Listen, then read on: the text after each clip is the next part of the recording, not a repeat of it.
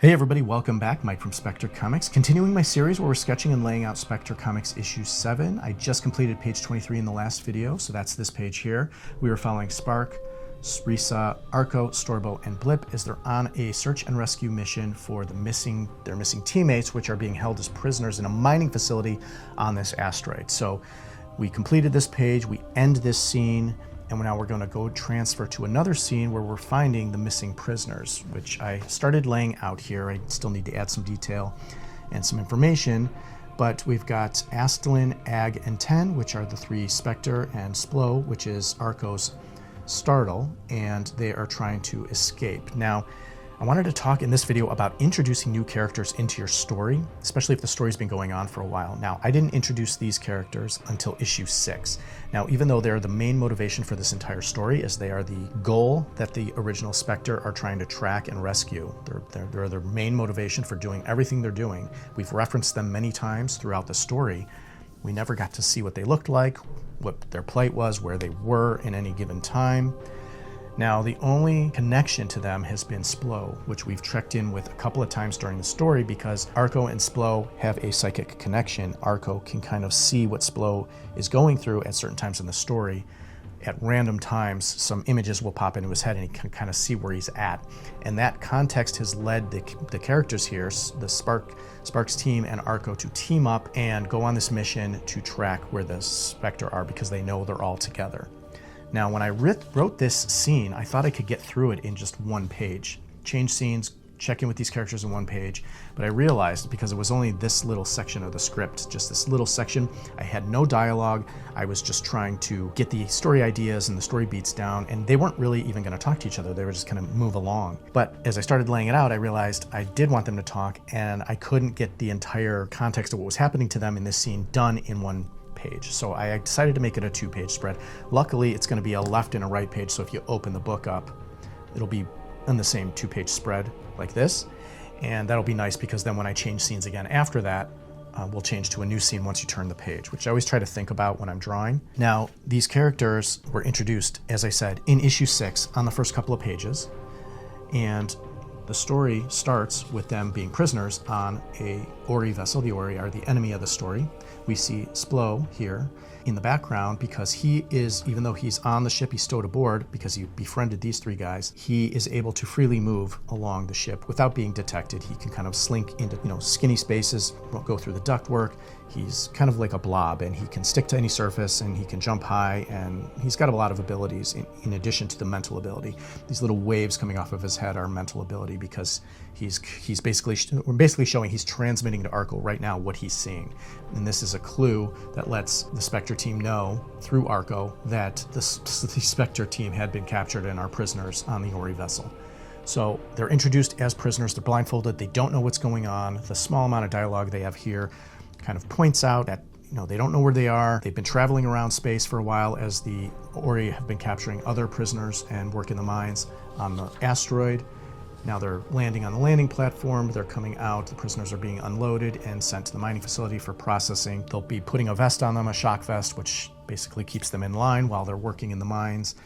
And they're all blindfolded and being taken as prisoners to the facility. So we do get to see them, and that's how I introduced them. I wanted to introduce them at their lowest point when they felt like they had no hope, because that makes it more important for what the Spectre team is doing, because they're trying to rescue these guys that have no hope. They have no connection to the home world. They don't know that Spark's team is on their way to rescue them. The only hope they have is that they know that Splo is here and he's going to try to help them escape, because that seems to be their only way out. Now, this scene is later in the book. That was at issue 6. This is issue 7. So we have seen the characters. We've checked in with them a couple of times. But in issue 7, we actually see them working in the mines, because other than that first initial scene where they're getting processed, we don't check in with them again until issue 7. And here we see that they've been processed. They're wearing their shock vests. They're working in the mines with other characters. It's the page before. So they're working in the mines. There's some minecart. They're in a cave here. And there's other aliens working in the background, mining the ore that the Ori are wanting to process. They're pouring it into the minecart here, and then they notice Splo, which is way down here, is kind of waving them, hey, I found you, I know, let's go. And so Splo is trying to help them escape. He's kind of pointing in a direction, and they're like, we should follow him, we can get out of here. So that starts them on a journey to try to escape. Again, right now they have no hope other than Splo because they don't know anybody's coming for them. So that's how I introduce them as characters, and checking in with them every so often is what I wanted to do to make sure that it gives a break to what the other characters are going through, allows them to travel a little further, because next time we rejoin the SPECTRE team, they're going to be in a cave trying to journey towards this mining facility, but they know there's patrols there, and they know there's already patrols going around the grounds trying to make sure nobody, even though they're in what seems to be a very secure remote asteroid in space that nobody would ever find, they still have patrols going out. So the other SPECTRE team is trying to secretly make their way towards the facility and get out of it. So we're just sketching out this page and adding a few more details. Because we're in a cave, I want to add some details that the mine had, like supports that are coming down. There was lights, kind of sketching lights, and then there's like cables and things coming down from the ceiling and detectors, and the whole thing is set up to try to show them moving through the cave, talking about the patrols that are coming through the caves, checking on the prisoners every so often, and then we go through the scene where they're kind of sneaking along. Splo is up on the ceiling trying to maneuver, trying to guide them out. Astlin kind of leans over, looks down the corridor, sees the patrol coming, and they have to kind of figure out what they're going to do next so they can avoid detection of trying to escape. We know Splo's up on the ceiling, we see him up here, and then we see his vantage point looking down on the characters. And again, I needed 2 pages to kind of get this part of the story. That is what I want to talk about, introducing characters into the story that you haven't seen before. And I thought it was more impactful to have them introduced as prisoners and show them with the lowest amount of hope they had, where they were confused and didn't know where they were. I thought it was more powerful to do it that way. And now that I've introduced those characters, and we're seeing it here in this scene, I can actually go ahead and follow them and check in with them every so often. Kind of the beats I want on their part of the story here is that even though they continually try to escape, they're not able to do it. So it's more important that the SPECTRE team that's searching for them is coming, because they are having trouble escaping.